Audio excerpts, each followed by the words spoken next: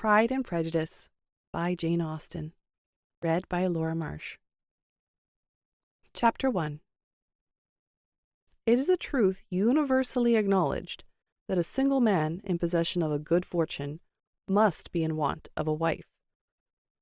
However little known the feelings or views of such a man may be on his first entering a neighborhood, this truth is so well fixed in the minds of the surrounding families that he is considered the rightful property of some one or other of their daughters. "My dear Mr. Bennet," said his lady to him one day, "have you heard that Netherfield Park is let at last?" Mr. Bennet replied that he had not. "But it is," returned she, "for Mrs. Long has just been here, and she told me all about it."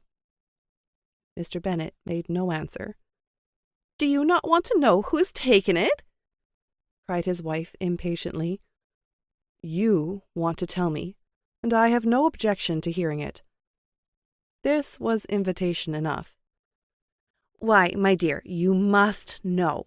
Mrs. Long says that the Netherfield Park is taken by a young man of large fortune from the north of England, that he came down on Monday in a chaise and four to see the place, and was so much delighted with it that he agreed with Mr. Morris immediately that he is to take possession before Michaelmas, and some of his servants are to be in the house by the end of next week." "What is his name?" "Bingley." "Is he married or single?" "Oh, single, my dear, to be sure. A single man of large fortune, 4,000 or 5,000 a year. What a fine thing for our girls!" "How so? How can it affect them?" "My dear Mr. Bennet," replied his wife, "how can you be so tiresome? You must know that I am thinking of his marrying one of them." "Is that his design in settling here?" "Design? Nonsense! How can you talk so? But it is very likely that he may fall in love with one of them, and therefore you must visit him as soon as he comes."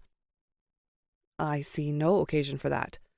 You and the girls may go, or you may send them by themselves, which perhaps will be still better, for as you are as handsome as any of them, Mr. Bingley may like you the best of the party."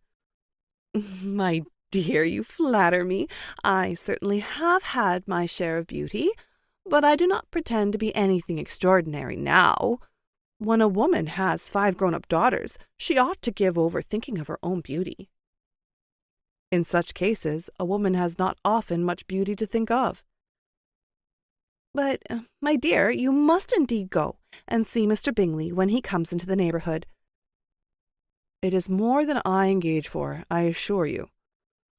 "But consider our daughters. Only think of what an establishment it would be for one of them. Sir William and Lady Lucas are determined to go, merely on that account. For in general, you know, they visit no newcomers. Indeed, you must go, for it will be impossible for us to visit him if you do not." "You are over-scrupulous, surely. I dare say Mr. Bingley will be very glad to see you, and I will send him a few lines by you to assure him of my hearty consent to his marrying whichever he chooses of the girls, though I must throw in a good word for my little Lizzie."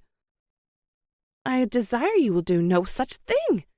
Lizzie is not a bit better than the others, and I am sure she is not half so handsome as Jane, nor half so good-humoured as Lydia, but you are always giving her the preference." "They have none of them much to recommend them," replied he. "They are all silly and ignorant like other girls, but Lizzie has something more of a quickness than her sisters." "Mr. Bennet, how can you abuse your own children in such a way? You take delight in vexing me.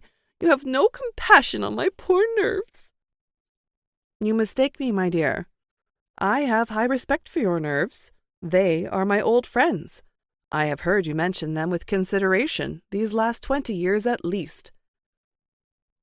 Mr. Bennet was so odd a mixture of quick parts, sarcastic humour, reserve, and caprice, that the experience of 23 years had been insufficient to make his wife understand his character.